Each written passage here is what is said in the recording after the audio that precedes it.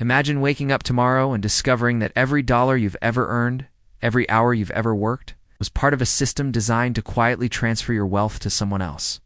Not through theft, not through corruption, but through the very mechanics of money itself. If that sounds like a conspiracy, good. That means the programming worked, because the truth is simple. Money doesn't measure value, it controls behavior. And the system wasn't built to make you wealthy. It was built to extract.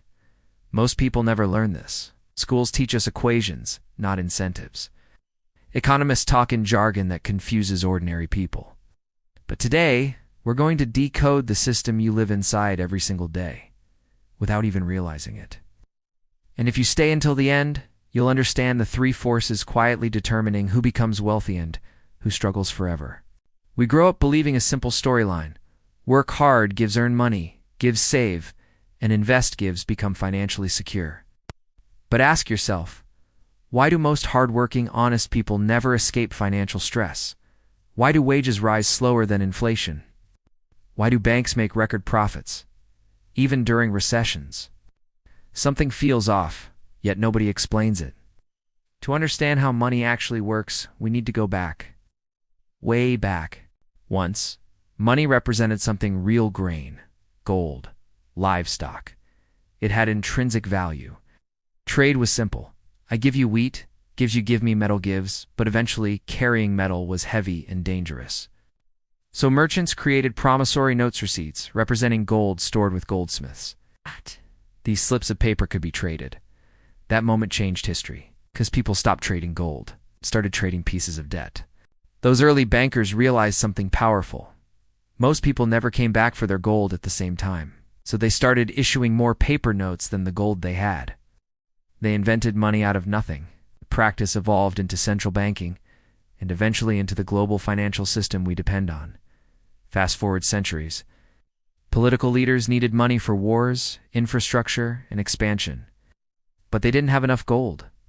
In 1913, the United States created the Federal Reserve, a private central bank. Its job: control the money supply and stabilize the economy. Ironically, that is when instability became systemic, because the Fed could print money by issuing debt to the government. The government could spend money that didn't exist by borrowing from the future. Money and debt became indistinguishable. Every dollar was no longer backed by gold. It was backed by obligation. The more money created, the more debt is created.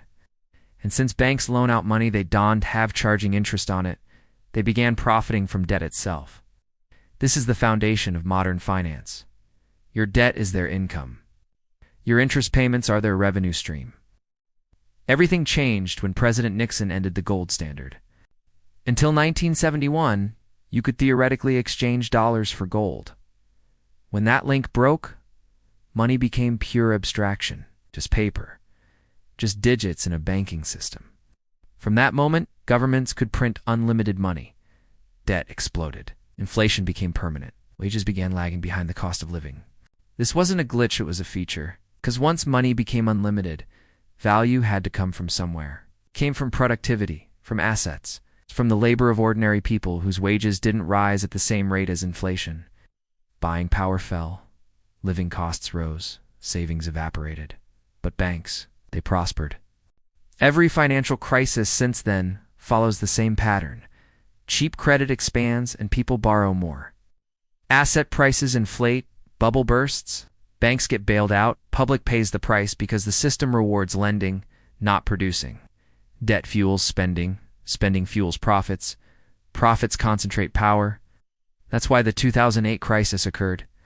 Why housing costs are spiraling today. Why student debt keeps growing. Why global debt passed $300 trillion.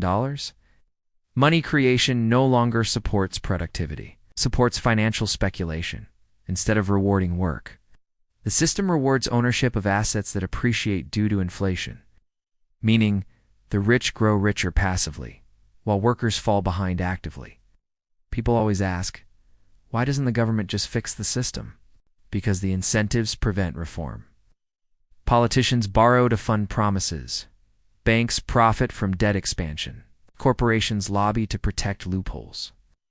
Consumers rely on credit to afford basic life. The system survives by keeping people dependent. If wages matched inflation, credit demand would fall. If credit demand fell, bank profits would collapse. If bank profits collapsed, the economy would seize. So the cycle continues. Look around today. Patterns repeat exactly.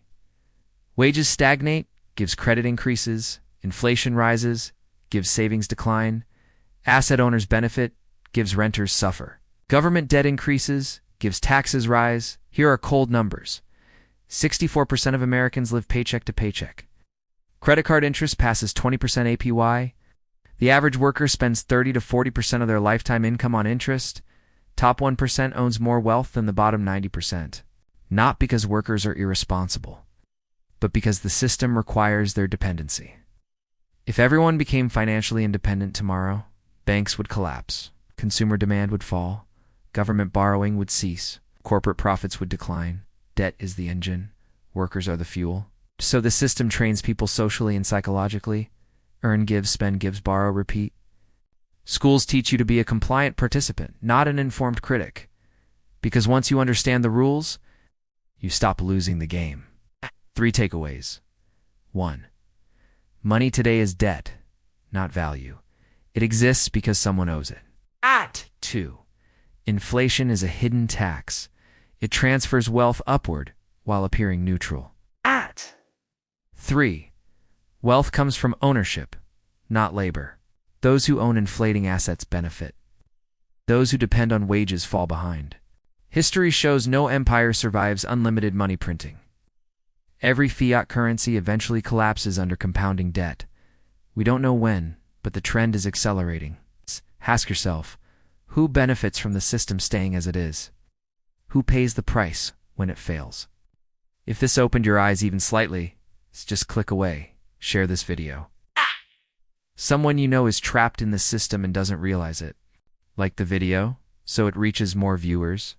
Subscribe, because in upcoming episodes, we break down how to escape the wage debt cycle.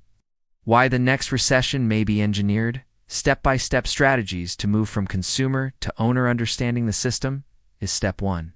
Escaping it is step 2. Stay curious, stay critical, stay awake.